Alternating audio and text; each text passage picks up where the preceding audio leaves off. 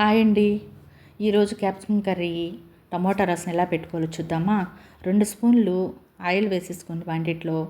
కొంచెము 1 స్పూను జీలకర్ర, ఆవాలు చిటపటలాడిన తర్వాత ఉల్లిపాయలు వేసేసుకొని వేగిన తర్వాత టమోటాలు, కరివేపాకు వేసేసుకోవాలండి.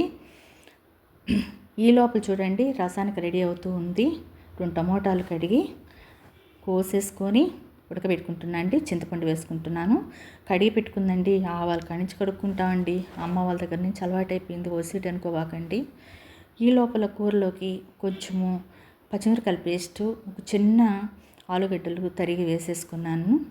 బాగా మగ్గిన తర్వాత కొంచెము పసుపు, కొంచెం కారం, కొంచెం ధనియాల పౌడరు, కొంచెం మటన్ మసాలా ఉంటుంది కదండి పౌడరు, అది కొంచెం వేసుకొని లైట్గా బాగుంటుంది టేస్ట్. పూరీలో కానీ చపాతీలో కానీ అన్నంలోకి అన్నిట్లో బాగుంటుంది. స్పూన్ ఉప్పు వేసుకొని, అంటే మీ టేస్ట్ని బట్టి ఉప్పు వేసుకోండి. కొంచెం గరం మసాలా పౌడర్ వేసుకొని ఒక గ్లాస్ వాటర్ పోసుకొని మగ్గాలండి. బాగా మగ్గే లోపల చూడండి టమాటాలు రెడీ అయిపోయినాయి. అక్కడ ఒక్క తీసేసుకున్నాను. 1 స్పూను జీలకర్ర, 1 స్పూన్ మిరియాలు, కొంచెము వెల్లుల్లిపాయలు వేసేసుకొని మిక్సీ పట్టేసుకుంటున్నానండి.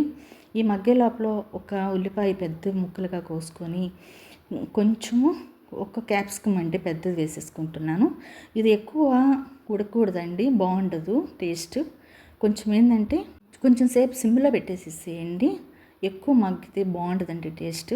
ఈ లోపల రసానికి 1 స్పూన్ ఆయిల్ వేసేసుకొని కచ్చాపచ్చిగా దంచుకున్న వెల్లుల్లిపాయలు, కరివేపాకు, ఎండుమిర్చి వేసేసుకొని బాగా వేగిన తర్వాత రసానికి కలిపి పెట్టుకున్న రసం పోసేసానండి. రసం రెడీ అయిపోయినాయి. ఇక్కడ క్యాప్సికమ్ కర్రీ రెడీ అయిపోయిందండి. కర్రీలో కొంచెం పుదీనా ఆకు వేసేసుకొని దించేసుకుని రెడీ అయిపోతుంది.